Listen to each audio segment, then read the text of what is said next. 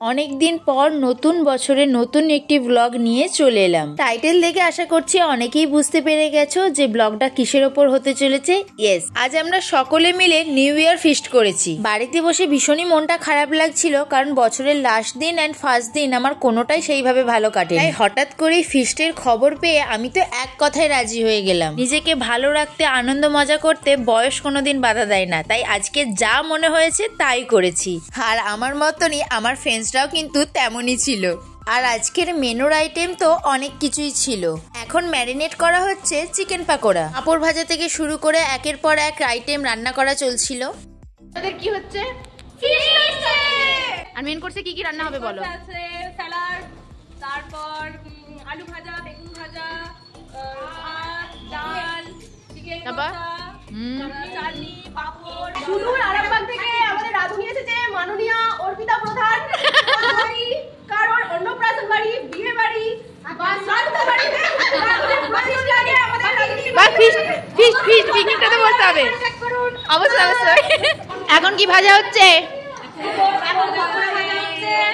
আচ্ছা, ভাতের মেনুর মধ্যে হয়ে গেছে অনেক কিছুই। এটা তো স্টার্ট হয়েছে, ও শেষে দেখো, শেষে এখন আবার ডিজাইন চলছে, তাই তো? ডিজাইন চলছে স্যালাডে। আমরা কিছু তাহলে স্যালাড খেয়ে বাড়ি যাবো? স্যালাড স্বাস্থ্যের পক্ষে স্বাস্থ্যকর। আচ্ছা আচ্ছা, তোমার ভাগের চিকেন পকোড়াটা আমি খাবো, আমার ভাগের স্যালাডটা তুমি খাবে। অত করতে হচ্ছে না, ওইসব হবে না। আমরা দুজন হচ্ছে বম্বে স্যার, আর এই একটা আছে। এত কাঁদছো কেন? আজকে তো পিকনিক, আনন্দের দিন, কাঁদছো কেন? এই যে স্যালাড কাটতে বসিয়ে দিয়েছি। দেখি চোখে জলটা একটু দেখা। স্যালাড কাটা কমপ্লিট। আর এই স্যালাডগুলো আমরা এখন খাবো চিকেন পাকোড়ার সাথে। গরম গরম চিকেন পাকোড়ার সাথে স্যালাড খেতে কার না ভালো লাগে। আর মৌসুমি দিয়ে এখন সবার প্লেটে প্লেটে চিকেন পাকোড়াগুলো ভাগ করে দিচ্ছে। তোমাদেরকে একটু আগে বললাম না যে আনন্দ মজা করতে কোনো বয়স লাগে না, এটাই হচ্ছে তার প্রমাণ। এখানে 22 থেকে 30 পর্যন্ত এজের মানুষরা আছে, সবাই একসাথে মজা করছি। তারপর আর কি, ইচ্ছা হলো পকোড়ার শেষে কোল্ড ড্রিঙ্কস খাবো। উফ, আহা, এটা দেখার পর কার কার জিভে জল এলো এক্ষুনি কিন্তু কমেন্ট করে জানাও। দারুণ মাংসটা কষানো হচ্ছে। স্টার্টার আইটেম শেষ করে ভীষণ শীত পাচ্ছিল, তাই গা গরম করতে শুরু করে দিলাম নাচানাচি। গান তো দিতে পারলাম না, কারণ কপিরাইট পড়ে যাবে। আজকে তো আমরা ভীষণ মজা করছি। দেখেছো কি তাকে ওই নীল নদীর ধারে, বাহ, ওয়ান্ডারফুল।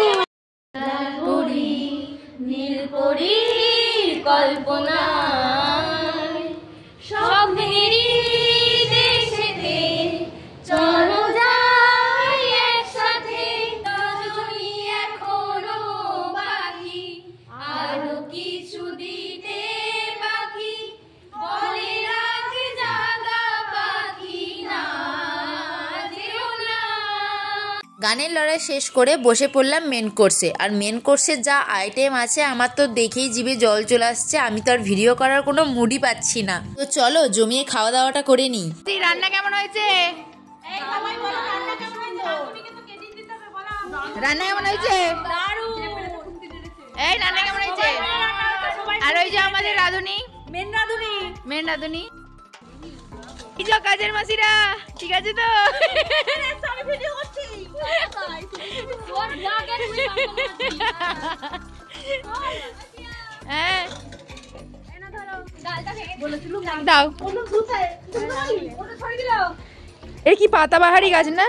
আজকে সারা দিনটা এইভাবেই মজা করে হই হুল্লোড় করে কেটে গেল। আর লাস্টে ছিল 1 কাপ কফি। আজকে সারাদিন আমাদের মজা হয়েছে, আর এখন আমাদের পিকনিকের একদম শেষ পর্যায়ে চলে এসেছি। তো সবাই মিলে বলে দিই টাটা।